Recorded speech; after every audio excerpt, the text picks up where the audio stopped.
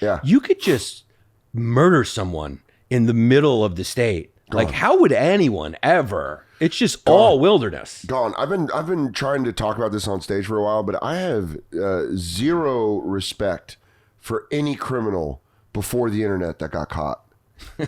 You fucking rube. What are you doing? That was back in the day. Like, yeah, like There's if you no murder, national database. you'd have to. Someone would have to see you do the murder in order for you to get caught. John Dillinger, they're like, here's the greatest bank robber of all time. It's like, just put me back there. Yeah. Watch me absolutely eclipse his numbers.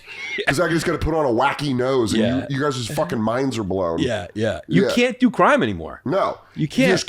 There's a camera in here. That sprinkler? That's a camera. Yeah, like his camera. You can't. We actually have 3 cameras on us right Yeah, now. DNA. I mean, you just Everything. can't. You cannot do crimes You now. can't do crimes. But like in the 20s, me and you were alive, Yeah. I wouldn't have been like, let's not get into comedy. We're going to go to Missouri and rob banks. Maybe that's what's behind like the rampage killers and school shooters and all that stuff, is maybe because they're like so pent up that they can't consistently do crime. Small crimes. That they're just, I'm going to do one big one and get out of here to get my nut off, because they want to do it. Yeah, like the kid from Catch Me If You Can. If he couldn't have done that, he just lights up a mall with an AR-15. Because he's criminal instincts and he can't. He goes, I'm so smart, but I can't. Yeah, the scale is really tipped in favor of the law, which is no fun. No. It was always funner to be a robber when you played cops and robbers. What do you want to be? Were you a square? You want to fucking write a ticket? You pussy. Girls don't think that's hot. Yeah. Well, the ones that do. Yeah. They really like to get choked in the bedroom. There's always a yin to the yang. The badge bunnies. Yeah. Dude, badge bunny is such a funny term. What, they like cops? There's women that are just. So it's like chuckle fuckers for cops? 100%. And they're called badge honeys? Yeah, like we just called them Italian women in New York, right? Yeah. They're We like just went out. conservative Italian women. I'm a nurse. He's a cop. Benefits are good. I don't know. He spends his day busting up black dudes. I spend the day fixing them up. and then we go home and fuck.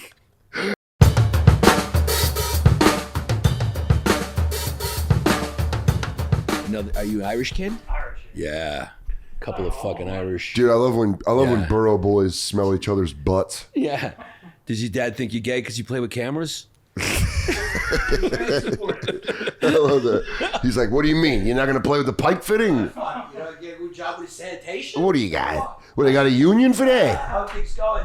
Things are all right, except my son's Dude, gay. are we recording? I'm rolling. Yeah, because we just roll. I don't do an intro.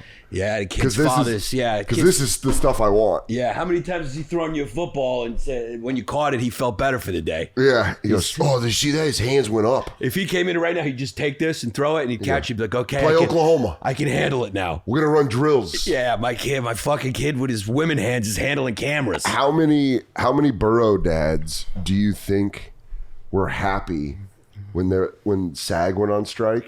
I don't think they knew SAG went on strike. But I think they're such union brains that was the first time a lot of guys were able to talk to their dads. Yeah. But they go, Dad, I just need to talk to you about something. We're going on strike. And he goes, all right. Yeah.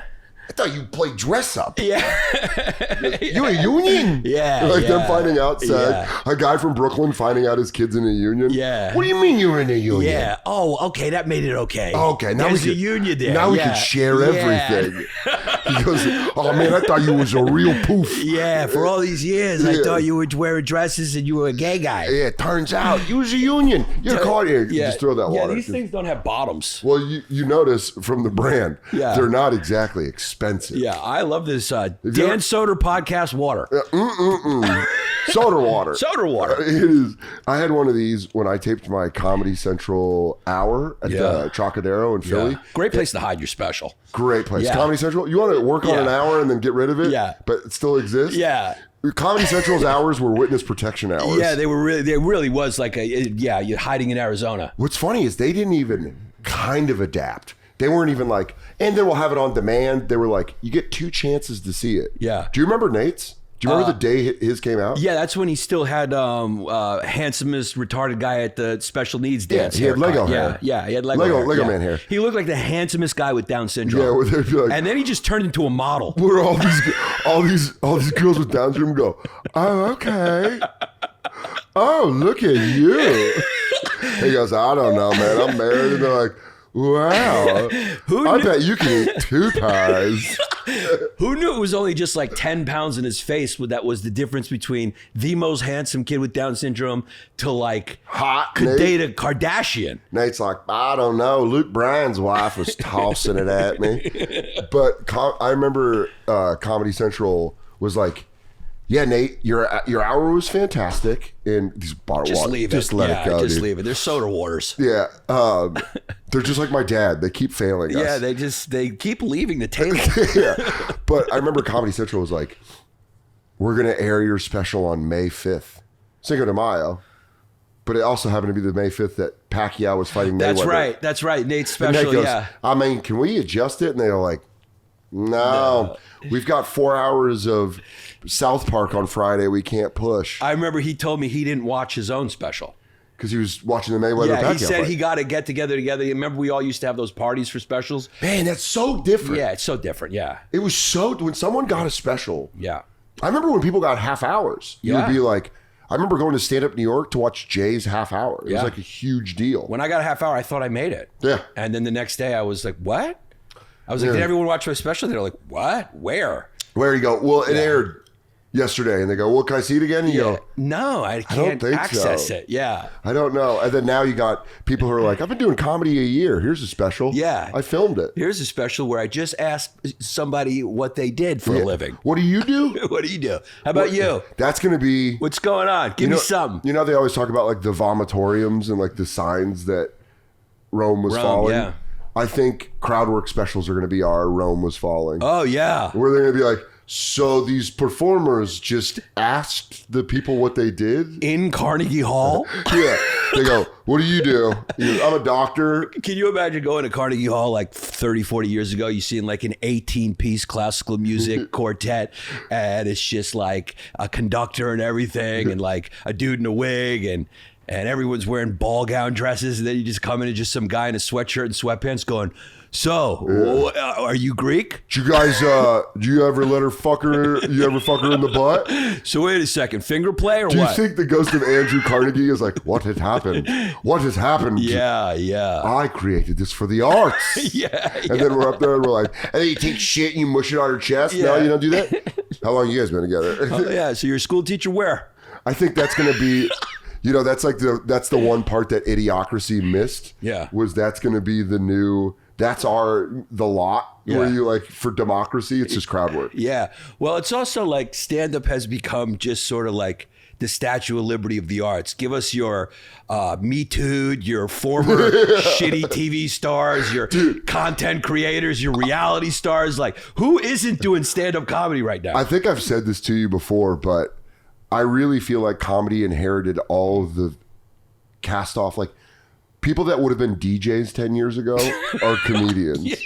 And then people 20 years ago that would have been VJs are comedians. Yeah, no, it's like rich kids from rich families. They used to just be DJs. Now they're like, let me just be a stand-up comic. They go, I don't know, my dad's gay. Yeah. And then everyone's like, fuck, this guy's So here's got the it. deal with my panties and my vagina again. Do you think My vagina's in my panties. because the restaurant had just opened. Yeah. And when restaurants open, they really try. Yeah. They're like, we really want you to do this. And I was so stupid watching people's faces be like, that's not how you do it. I didn't know how to open a bottle of wine. And then one time at a pre-shift meeting, they wanted me to do wine service and I just failed in front of, The cork broken too. dude, 20 servers. And you know, they're all actors and dramatic people. So they're like, you suck at this. And you're like, I fucking hate this. I was freaking out, dude. I hated it. I was such a bad waiter. Do you never waited tables? Never waited tables. Not once. I was just thinking when you were talking, I was like, you know, that's probably why I like kind of moseyed along and took my time making it in New York. Because I think it is an advantage in an ironic way to move here and like have to hustle because it motivates you to like get out of it. I absolutely agree with that. Yeah. A lot of my friends I was that like are- living at home. Yeah, a lot of my friends that live Yeah. in New York, they didn't feel the pull that all of us that moved here did. I used to do a lot of stand-up. You were my first friend that I knew that went and did stand-up in like Scandinavia, Yeah. in like Europe. And then you would always, we were laughing about this the other day, you'd always bring some random dead-eyed Scandinavian comedian to hang out with Yeah. at like a Soul Joel gig. Yeah. Where you're like, this is Ural. And he's like, hello. I met Yannis in Finland. And then he would just go up and bomb because he was playing in like Connecticut. some Sojo room in Connecticut. At a banquet room. Yeah, where people are just all wearing Carhartts and construction boots.